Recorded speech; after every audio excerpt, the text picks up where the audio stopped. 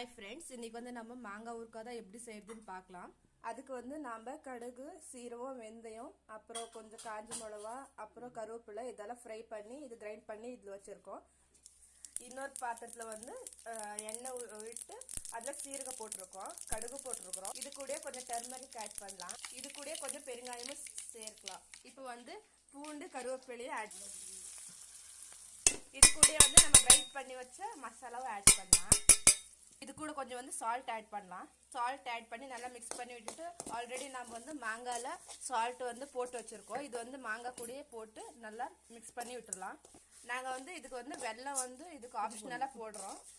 உங்களுக்கு வந்து இது ஆப்ஷனல் தான். பாருங்கள், இது இப்போ இந்த மசாலா வந்து மாங்காய் கூட வந்து ஆட் பண்ணுறோம்.